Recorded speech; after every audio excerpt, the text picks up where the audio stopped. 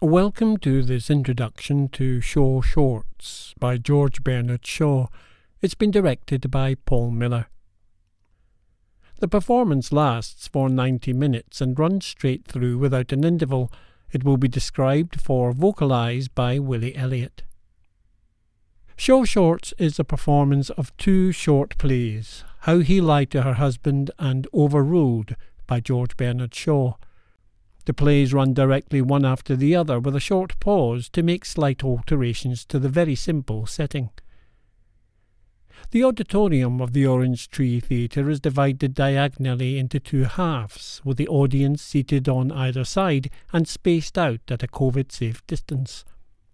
A corridor marked onto the theatre floor in pale blue tape is used as an entrance and leads to the centre of the space, where it opens out into a wide circle 4 metres in diameter, creating the main playing area. The corridor then narrows and continues diagonally to the opposite corner of the space, leading up 3 steps to double doors that are also used by characters entering and exiting. A 2-metre-long bench, upholstered in white calico and studded with buttons, sits in the middle of the playing area and remains for both plays. There's an all-white cast of 5 actors, 3 men and 2 women, most of whom perform in both plays.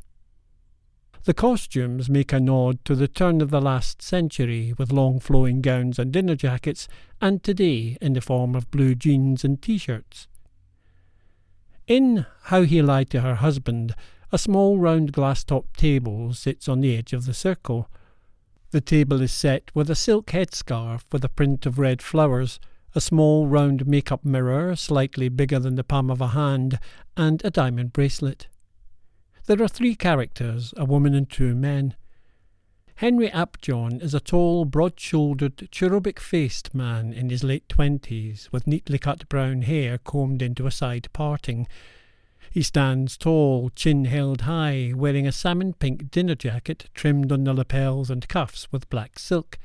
A black silk hanky is tucked neatly into Henry's breast pocket, and a blue-black bow tie sits slightly askew at the collar of his pristine white shirt. He wears a black velvet cummerbund around the waist of his black trousers and black leather shoes. Henry moves from being stressed and agitated to lounging languidly as he tries to give an outward appearance of being more relaxed than he actually is. The object of Henry's affections is Aurora Bompas, who is around the same age as he is. Aurora's red curly hair is piled up onto her head with loose strands hanging down the sides of her fair complexioned face. Aurora has an intense, somewhat nervous energy and gesticulates as she speaks. She wears a short red silk jacket with wide sleeves like a cut-off kimono with a print of large white flowers.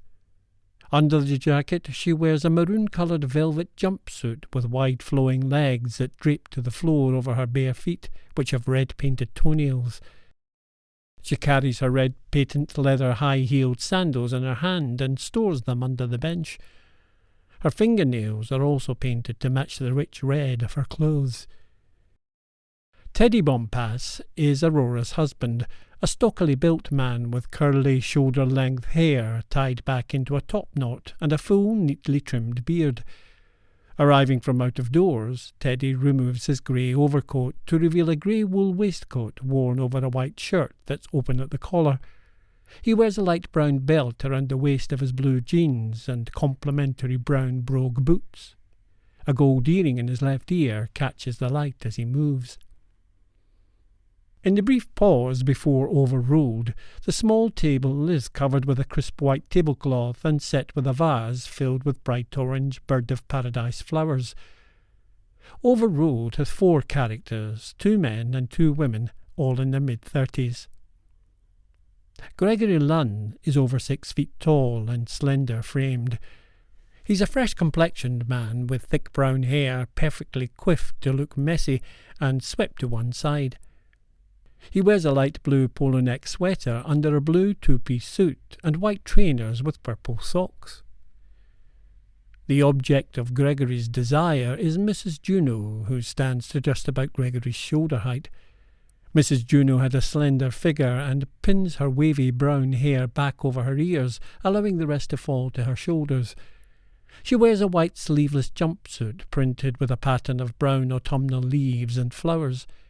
It's cinched around the waist with a wide black leather belt. She wears black sandals with a slight heel, revealing green-painted toenails. Mrs. Juno's husband, Sibthorpe, has thick curly hair hanging to his shoulders and a full, neatly trimmed beard. He wears spectacles with thick black frames.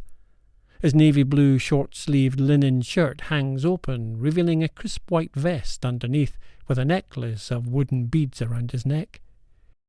The vest is tucked into lightweight baggy brown slacks, and on his feet he wears grey deck shoes without socks. Sibthorpe is in love with Gregory's wife, Seraphita Lunn, a confident and flirtatious woman with curly red hair that hangs to the middle of her back. Gold stud earrings catch the light as she moves.